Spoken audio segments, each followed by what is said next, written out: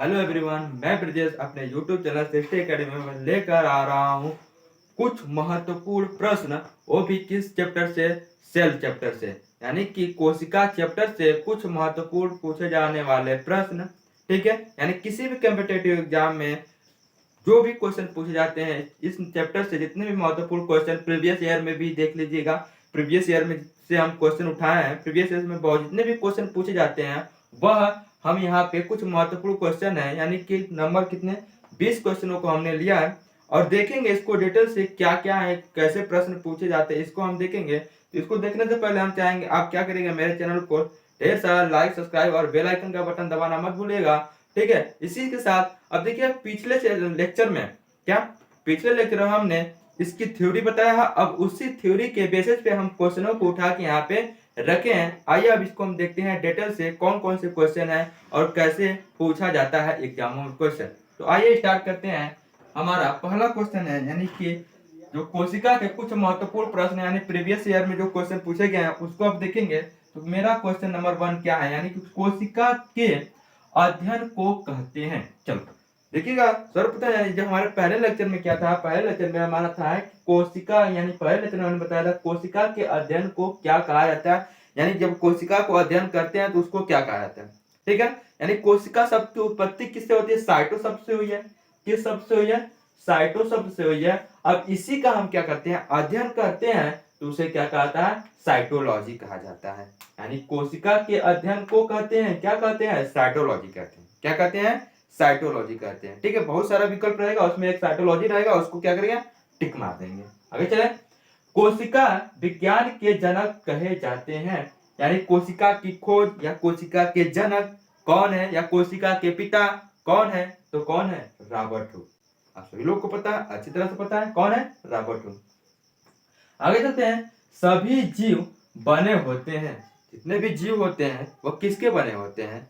वह किसके बने होते हैं? वह कोशिका के बने होते हैं। किसके बने होते हैं? कोशिका के बने होते हैं। आगे चलते हैं नंबर 4। रॉबर्ट हुक कोशिका की खोज किस सन में की थी? तो रॉबर्ट हुक कोशिका की खोज 1665 ईस्वी में किया था। किस ईस्वी में किया था? 1665 ईस्वी में किया था। और ये क्वेश्चन, ये वाला क्वेश्चन और ये वाला क्वेश्चन आपके रेलवे में पूछा गया था। ये वाला क्वेश्चन और ये वाला क्वेश्चन जो है रेलवे में पूछे गए थे, और रेलवे में भी, और इसमें किसमें? एसएससी जीडी पुलिस जो भी आने वाला है एग्जाम, या जो भी कॉम्पिटिटिव एग्जाम है या वनडे एग्जाम है, उस समय में क्या करता है, पूछने के चांसेस बनते हैं। तो आइए देखते हैं अगला क्वेश्चन। कोशिका का सिद्धांत किसने दिया था? अभी जितने चीजें बताए हैं ये चैप्टर 1 में हमने क्या क्या खूब अच्छी तरह से थ्योरी दिया था। तो ये कोशिका का सिद्धांत किसने दिया था? तो स्वान और स्लाइडेन, दो वैज्ञानिकों ने मिल करके इसका क्या दिया था? प्रिंसिपल दिया था। किसका प्रिंसिपल दिया था? कोशिका का। आगे बात करते हैं। जंतु का बाह्य आवरण कहलाता है, या बाह्य आवरण होता है। बाह्य आवरण होता है, क्या होता है? बाह्य आवरण होता है क्या? कोशिका झिल्ली। या बाह्य आवरण है, क्या है? कोशिका झिल्ली है। ठीक है ना, बात समझ में आ रही है कि जंतु का बाह्य आवरण क्या है? कोशिका झिल्ली है। बोलो यहाँ तक क्लियर है?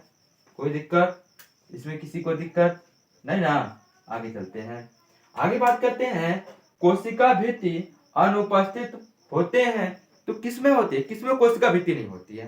तो हम जानते हैं कि कोशिका भित्ति किसमें होती है? पादप में होती है, जंतुओं में तो होती नहीं है। तो किसमें होती है? कोशिका भित्ति अनुपस्थित। देखो यहाँ पे लिखा अनुपस्थित होते हैं, किसमें? जंतुओं में। जंतुओं में कोशिका भित्ति नहीं होती है। आगे बात करते हैं। पादप के कोशिका भित्ति में पाए जाते हैं, या कोशिका भित्ति किसकी बनी होती है? तो कोशिका भित्ति आपको हम बताए थे अच्छी तरह, पिछले वाला लेक्चर देखिएगा ना, यानी मेरा लेक्चर नंबर 1 देखिएगा, तो उसमें हम खूब अच्छी तरह से बताया है कि जो पादप या कोशिका भित्ति जो होती है, कोशिका भित्ति बनी होती है, किसकी बनी होती है?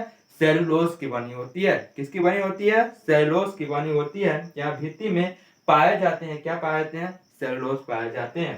ठीक है ना, आगे देखेंगे। ठीक है ना, आगे क्या देखेंगे? आगे है नंबर 9, क्या है? आत्महत्या की थैली किसे कहा जाता है? तो आत्महत्या की थैली लाइसोसोम को कहा जाता है। जब सेल डैमेज हो जाती है, मर जाती है, बिखर जाती है, टूट जाती है, तो उन सभी को क्या करता है? चबा जाता है, खा जाता है। कौन खा जाता है? लाइसोसोम कहा जाता है। आगे चलते हैं, बात करते हैं क्वेश्चन नंबर 10। कोशिका का रसोई घर किसे कहा जाता है? तो राइबोसोम को कहा जाता है। ठीक है ना, बात समझ में आया? ग्लूकोज की फैक्ट्री किसे कहा जाता है? चलो यहीं पे क्वेश्चन बन जाएगा, ग्लूकोज की फैक्ट्री किसे कहा जाएगा? तो किसे कहा जाएगा जरा बताइए? माइक्रोकांडिया को कहा जाता है ग्लूकोज की फैक्ट्री। और राइबोसोम क्या होता है? ये रसोई घर होता है। ठीक है ना, बात समझ में आ रही कि नहीं आ रही? आगे चलते हैं। राइबोसोम को कहा जाता है, क्या कहा जाता है? प्रोटीन की फैक्ट्री भी कहा जाता है। राइबोसोम को क्या कहा जाता है? प्रोटीन की फैक्ट्री भी कहा जाता है। आगे बात करते हैं, कोशिका का मस्तिष्क किसे कहा जाता है? कोशिका का मस्तिष्क किसे कहा जाता है? अरे किसे कहा जाता है भैया बताओ ना? कोशिका का मस्तिष्क किसे कहा जाता है? केंद्रक को कहा जाता है। समझ में आ रहे हैं? किसे कहा जाता है? केंद्रक को कहा जाता है। आगे चलते हैं, मानव में गुणसूत्रों की संख्या कितनी होती है? यदि पूछे मानव में गुणसूत्रों की संख्या कितनी होती है, तो उनकी टोटल संख्या कितनी होती है? 46 होती है। यदि पूछे मानव में गुणसूत्रों के कितने जोड़ी होते हैं, गुणसूत्र या कितने जोड़ी गुणसूत्र होते हैं, तो कितने जोड़ी होते हैं? 23 जोड़ी क्या होते हैं? गुणसूत्र होते हैं। यहाँ तक क्लियर है? इसमें कोई डाउट नहीं होना चाहिए। क्यों नहीं होना चाहिए? क्योंकि हमें खूब अच्छी तरह से विधिवत विकायदे या पूरा विस्तार से हमने अपने पिछले लेक्चर में बताया है, तो दिक्कत तो नहीं होना चाहिए। जो मेरा पिछला लेक्चर देखेगा पूरा, उसको क्या करेगा, इस क्वेश्चन में कोई भी दिक्कत नहीं होगा। आगे बात करते हैं, डीएनए का फुल फॉर्म क्या होता है? डीएनए का फुल फॉर्म क्या होता है? डीऑक्सीराइबोन्यूक्लिक एसिड होता है। क्या होता है? डीऑक्सीराइबोन्यूक्लिक एसिड होता है। अब बात करते हैं क्वेश्चन नंबर 15, आरएनए का फुल फॉर्म क्या होता है? तो राइबो न्यूक्लिक एसिड होता है। क्या होता है? राइबो न्यूक्लिक एसिड होता है, राइबो न्यूक्लिक अम्ल होता है। आगे बात करते हैं, किसमें लिंग गुणसूत्र नहीं होते हैं? किसमें लिंग गुणसूत्र नहीं होते हैं? ठीक है ना, तो किसमें नहीं होते हैं? छिपकली में नहीं होते हैं। छिपकली आप लोगों ने देखा होगा घरों में, उसमें लिंग गुणसूत्र नहीं होते हैं। कोशिका का पावर हाउस कहा जाता है। किसे कहा जाता है? राइबोसोम को कहा जाता है। पावर हाउस किसे कहा जाता है? राइबोसोम को कहा जाता है। केंद्रक की खोज किसने की थी? चलो, केंद्रक की खोज किसने की थी? Robert brown. किसने किया था? Robert brown. और कोशिका की खोज किसने की थी? यानी कोशिका की खोज किसने किया था? कोशिका की खोज किसने किया? Robert Hooke. और केंद्रक की खोज किसने किया था? केंद्रक की खोज किसने किया था? Robert brown. आगे चलते हैं, पत्ते में छोटे छोटे हरे कण क्या कहलाते हैं? पत्ते में जो छोटे छोटे हरे कण होते हैं ना, वह क्या कहलाते हैं? यहाँ देखिएगा, क्या कहलाते हैं? क्लोरोप्लास्ट कहलाते हैं। क्या कहलाते हैं? क्लोरोप्लास्ट कहलाते हैं। अब आगे बात करते हैं, पेड़ पौधे की पत्तियां जो हरी होती है, वह किसके कारण होती है? तो किसके कारण होती है? इसका कमेंट बॉक्स में जरूर बताइएगा किसके कारण होती है। ठीक है, आगे चलते हैं, प्रयोगशाला में सर्वप्रथम डीएनए को किसने देखा? चलो, रे गर्व है इन पे। सर्वप्रथम जो होता है, प्रयोगशाला में सर्वप्रथम डीएनए को किसने देखा? हमारे भारतीय मुल्क के क्या थे? एक जाबाज जो वैज्ञानिक है, वह क्या है? हरगोविंद खुराना जी। इन्होंने क्या किया था? प्रयोगशाला में डीएनए को देखा था। किसमें देखा था? प्रयोगशाला में डीएनए को क्या किया था? इन्होंने देखा था।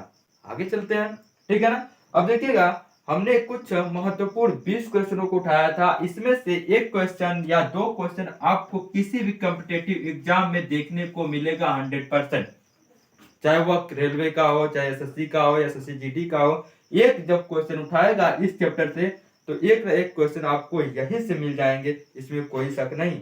ठीक है, तो हम चाहेंगे कि पूरा सभी जितने क्वेश्चन हम लिखे हैं इतना मेहनत करके, तो इसको क्या करेगा? स्क्रीनशॉट ले लीजिए, और स्क्रीनशॉट लेने के बाद इसको क्या करेगा? रिवाइज करेगा। ठीक है, तो इतना।